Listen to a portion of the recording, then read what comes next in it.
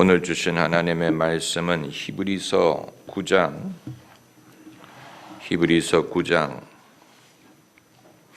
27절에서 28절까지 말씀. 히브리서 9장 27절에서 28절까지 함께 읽겠습니다. 한 번 죽는 것은 사람에게 정하신 것이요 심판이 있으리니 이와 같이 그리스도도 많은 사람의 죄를 담당하시려고 단번에 들이신 바 되었고 구원에 이르게 하기 위하여 죄와 상관없이 자기를 바라는 자들에게 두 번째 나타나시리라. 아멘. 한 번 죽는 것은 사람에게 정하신 것이요 그 후에는 심판이 있으리라고 했습니다. 한 번 죽는 것이 정하신 것이면 한 번 사는 것도 정하신 것입니다. 사람이 세상에 한 번 사는 것으로 족합니다. 모든 사람은 단 한 번에 살 기회를 얻고 그것으로 족합니다. 만일 기회가 주어진다고 죽은 사람이 다시 세상에 와서 살고 싶어 하겠습니까? 우리가 세상에 살 때 더 건강하고 행복하고 더 잘 살기 위해 애를 써야 되지만 일단 세상을 떠난 후에는 세상에 대해서 별로 미련을 가질 것 같지 않습니다.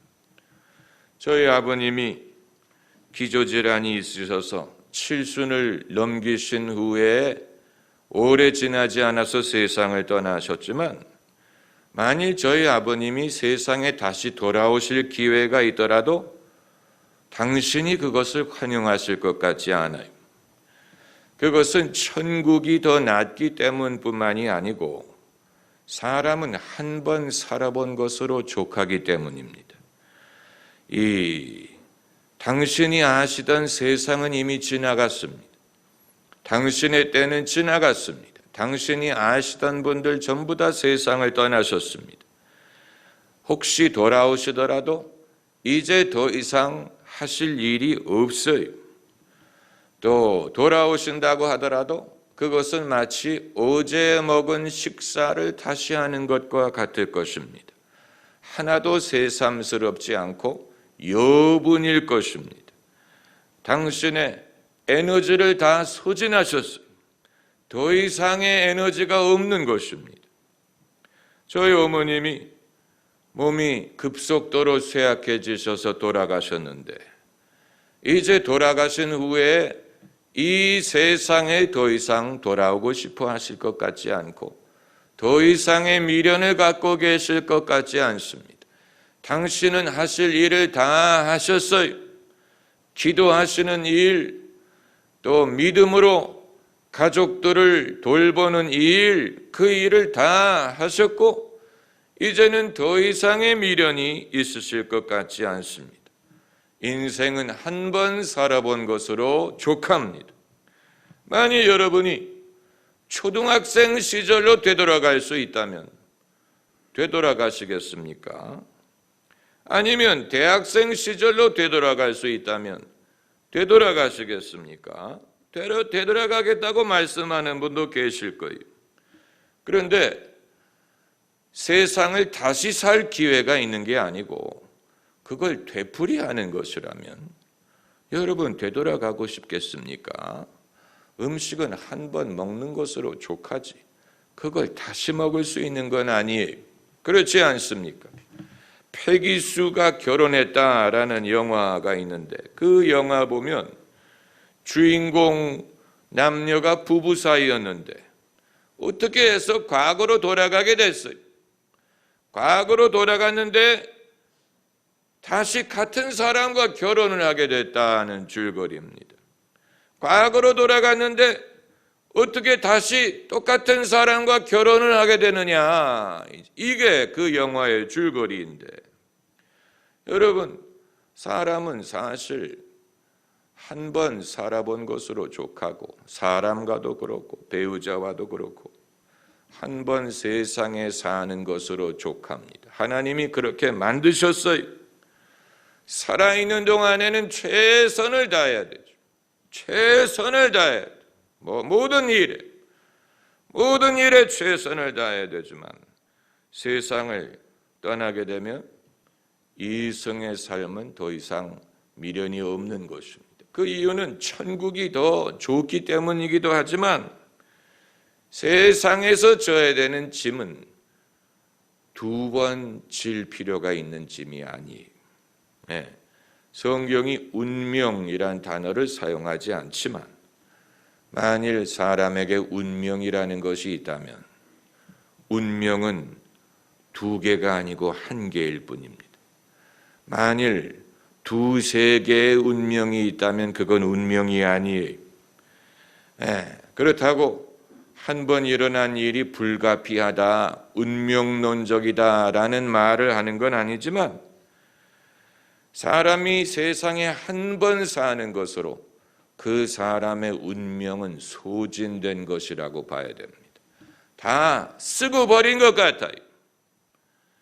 우리가 가끔 무슨 사우나 같은 데서 남이 쓰던 샴푸통 같은 걸 들여다보면 혹시 남아있을까? 들여다보면 다 비었죠. 비어서 버린 거예요. 소진된. 인간의 삶도 그렇다고 봐야 됩니다. 사람이 오래 살든 오래 살지 못하든 일찍 세상을 떠난 경우라고 하더라도 과연 그 사람의 운명이 통에 남아있을 것 같지 않습니다. 그리고 어느 누구도 되돌아와서 그 남은 운명을 채우겠다라고 할 사람은 없습니다. 성경에 세상을 떠난 어느 누구도 거기에 대해서 미련을 가졌다라고 하는 사람은 거지와 부자 비유에 나오는 그 부자뿐이었어요. 거지 나사로는 세상에 살 때 가난하고 병들고 그야말로 불쌍한 삶을 살다가 죽었어요. 아브라함의 품으로 갔다고 했어요. 그런데 이 나사로는 자기가 이 세상에 못 살던 것에 대해서 미련을 가졌다라는 말 없어요. 본인 스스로가 자기를 불쌍하게 생각했다라는 성경 구절이 없어요. 남들이 그를 불쌍하게 여겼을지언정 세상을 떠나 아브라함의 품에 안긴 나사로는 자기가 세상에 있었을 때 불쌍하다고 생각하지 않았어요. 그런 미련이 존재하지 않았어요. 그럼 누가 자기의 인생에 대해서 미련을 가졌느냐? 지옥에 간 부자가 미련을 가졌어요. 지옥에 간 부자가 부탁하기를 아브라함이여 나사로를 내게 보내 내 혀에 냉수 한 방울을 떨어뜨려 주소서. 그리고 세상에 내 형제가 넷이 있는데 그들이 여기 오지 않게 하소서. 그러니까 거지 나사로는 세상에 대해서 미련이 없고 내가 뭘 못 먹어보고 내가 뭘 못 해보고 내가 뭘 못 가져봤다, 아쉽다, 이런 말 전혀 없었어. 반대로 부자도 내가 세상에 살 때 즐겁게 누리며 먹고 싶은 거 먹으며 살던 때가 그립다, 이런 말 하지 않았어요. 그 부자의 유일한 염려는 세상에 내 형제 4명이 남아있는데 내 형제가 여기 오지 않게 해달라. 신앙적인 염려가 유일한 염려예요. 세상을 떠난 사람에게 자기가 과거에 세상에서 잘 살든 못 살든 오래 살든 짧게 살든 거기에 대한 염려가 없었어요. 유일한 염려가 있다면 뭘 모르는 내 형제가 아직 4명 세상에 살고 있는데 그대로 살다가 나처럼 여기 오게 생겼으니 나사로를 그들에게 보내어 여기 오지 않게 해달라. 신앙적인 염려가 남아있었을 뿐 그 이외의 것에 대해서는 세상에서 잘 살았든 못 살았든, 잘 먹고 살았든 못 먹고 살았든 거기에 대해서 아무도 아무 말도 하지 않았어요. 거기에 대해서 더 이상 염려하지 않았어요. 이것이 우리에게 시사하는 바가 있는 것입니다. 우리의 조상들은 하나님을 몰랐기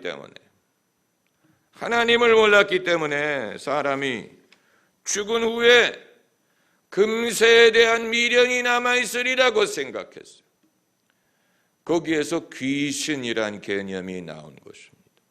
그러니까 귀신은 성경이 말하는 더럽고 악한 귀신이 아닌 인간의 망령을 말하는 것인데, 그 귀신이 왜 세상을 떠나지 못하고 금세 미련을 갖느냐? 그게 바로 우리 조상들이 하나님을 몰랐기 때문에 잘못 생각한 것입니다. 죽은 자가 여전히 세상에 미련을 가졌으리라고 생각한 것은 세상에 좋은 것보다 더 좋은 것이 내세에 없다고 생각했기 때문에, 이 세상에서 먹던 음식, 그래서 제삿날 세상에서 드시던 음식을 제사상에 차리지 않습니까? 그건 조상에 대한 예우를 뜻하는 것뿐만이 아니고 세상에서 먹던 맛있는 음식보다 더 맛있는 건 내세도 없을 것이고, 여전히 돌아가신 분들은 세상에서 누리던 그 삶에 대한 미련이 있을 것이다 라고 생각을 하는 것입니다. 그래도 우리는 제사상에 음식만 올리고 말지. 화교들이 제사 드리는 거 보셨어요? 화교들은 돌아가신 분이 내세에서 벤치타 타시라고 한지에다가 벤치타를 그려가지고 불태우고, 또 내세에서 구찌 가방 들고 다니시라고, 루이비통 가방 들고 다니시라고 한지에다가 루이비통 가방을 그려가지고 불로 태우고, 내세에서 쓰실 용돈 있으시라고 이 돈, 제사용 돈을 태웁니다. 여러분 생각을 해보세요. 아니 도대체 벤츠니 명품이 얼마나 좋다고 돌아가신 분조차도 돌아가신 후에 그것을 가지시라고 불로 태운다는 말입니까? 이건 하나님을 모르고 하나님의 능력을 모르는 것입니다. 사두개인들이 바로 그런 질문을 했어요. 사두개인들은 부활도 믿지 않고 천사도 믿지 않고 영적인 세계를 믿지 않다 보니까 예수님을 넘어지게 하기 위해서 가상의 시나리오를 만들었어요. 어떤 여자가 남편이 있었는데 후사를 남기지 못하고 남편이 죽었어요. 그래서 유대인의 풍습에 의해 후사를 남기려고 그 남동생이 아내로 맞았는데 그 사람도 후사를 남기지 못하고 죽고 7명의 남자가 다 죽고 그 여자도 죽었어요. 당연히 죽지요. 그렇게 고생을 하면. 그래가지고 이제 질문이, 부활 때는 그 여자가 누구의 아내가 되겠습니까? 이제 예수님이 진퇴양난이다. 예수님도 답할 수 없는 질문일 것이다. 의기양양해서 이제 대답을 기다리는데 예수님 말씀하시기를, 너희가 하나님의 말씀도 하나님의 능력도 모르는 거로 그런 말을 한다. 하나님의 능력도 하나님의 말씀도 모르기 때문에 이 세상에서 살던 방식 그대로 내세에서도 지속되리라고 생각하는 거예요. 그것이 결혼이면 결혼, 그러니까 이방인들이 돌아가신 분에게 음식을 차리는, 평소에 좋아하시던 음식, 지금도 좋아하시리라고 생각을 하고, 그리고 화교들이 명품을 태우는 거예요. 거기 가서도 좋은 차 타고 다니시라고. 이상한 것이죠. 아니, 사람이 죽은 후에 명품과 수입차가 무슨 소용이 있겠어? 무슨 의미가 있겠어? 어떻게 돌아가신 분에 대해서 생각할 수 있는 것이 그것밖에 없다는 얘기입니까? 하나님의 말씀도 모르고 하나님의 능력도 모르기 때문에 그런 것입니다. 예수님 말씀이 부활 시에는 사람이 시집도 아니가고 장가도 아니가고 하늘의 천사와 같이 있다, 이렇게 말씀하셨어요.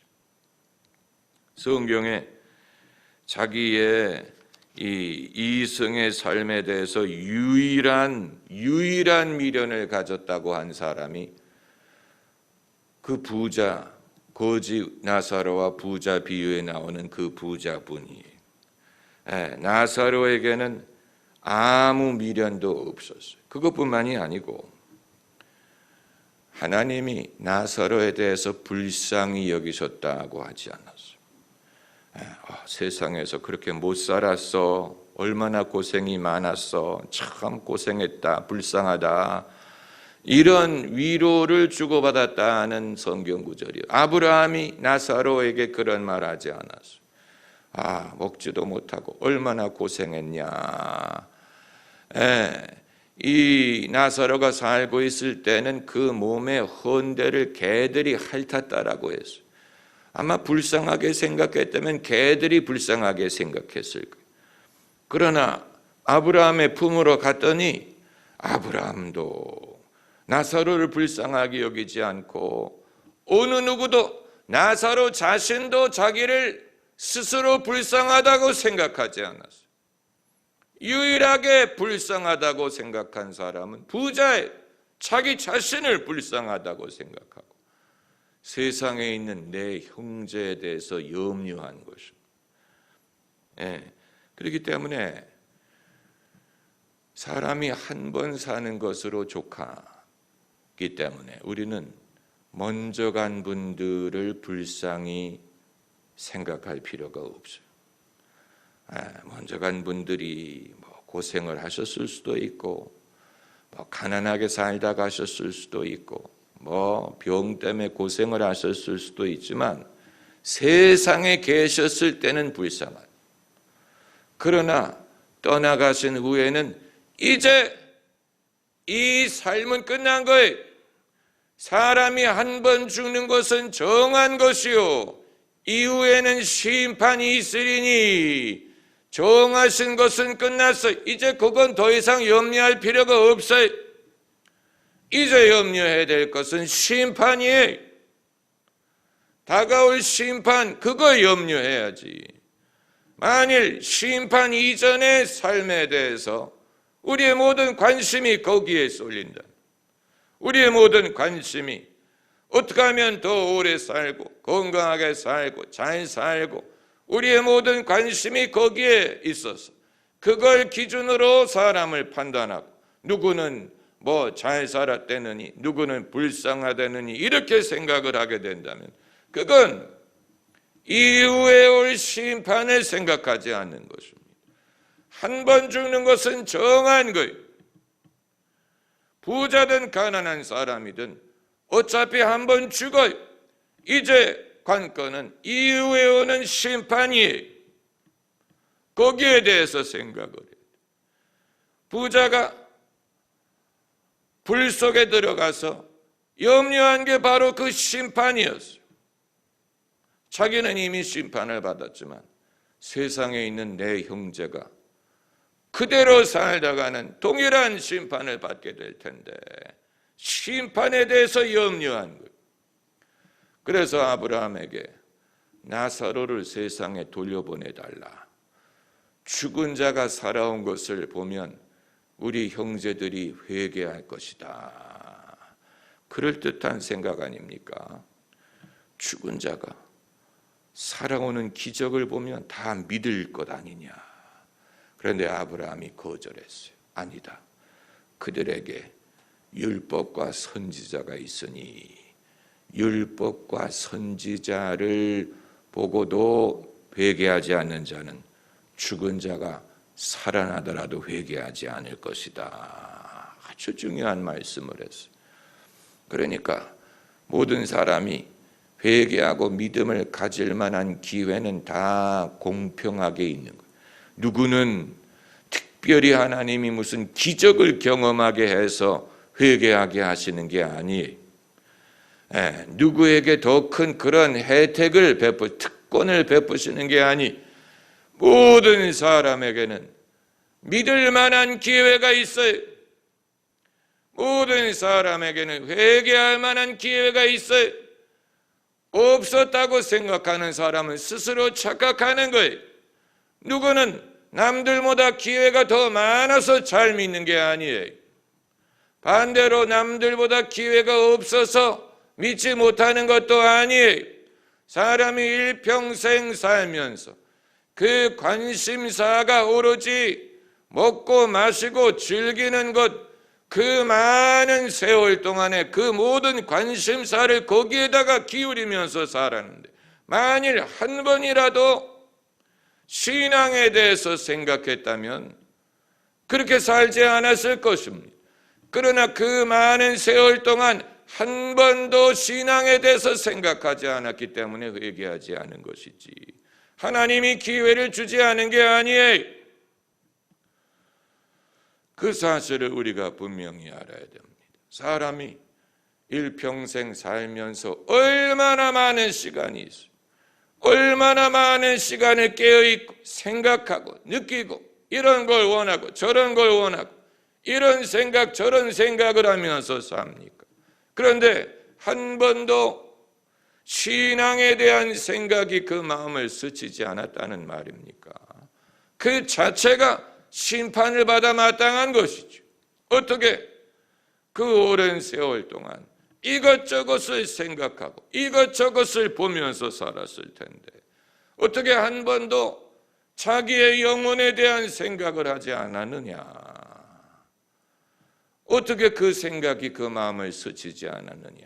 그것을 한 번도 진지하게 생각하지 않았다는 말이냐?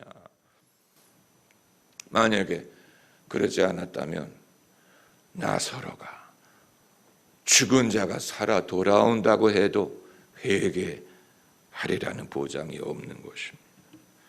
여러분, 세상을 떠난 후에야 가치관이 뒤집어지는 사람들이 많아요. 그 부자가 그랬어요. 세상을 떠난 후에야 가치관이 뒤집어졌어요. 세상을 떠나고 나니까 인생이 그런 게 아니었어요. 자기가 잘못 살고 있었어요.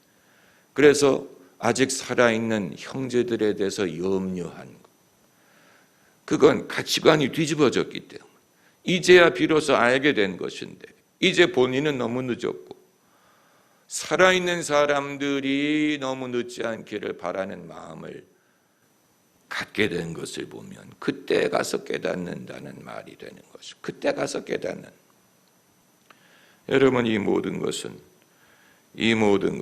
믿음으로 말미암고 이 예수 그리스도 안에서 이전에 좋던 것 이제는 값없다. 할렐루야. 이전에 좋던 것이 이제는 값없다. 이전에 좋던 것들이 있었겠지요. 그게 자기가 가져서 좋은 것도 있고 못 가져서 좋은 것도 있는데, 이전에 좋던 것 이제는 값없다. 이제는 있어도 고만 없어도 고만. 그게 중요한 게 아니. 우리는 이런 미련을 벗어버리기 전에는 우리의 마음을 새롭게 함으로 변화를 받을 수 없습니다. 미련을 버려야 돼요.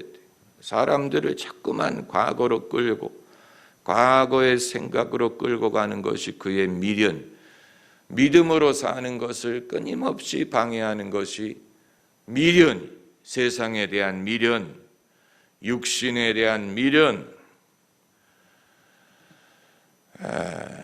오직 주님의 은혜로 이길 수 있습니다. 할렐루야. 기도하십시다.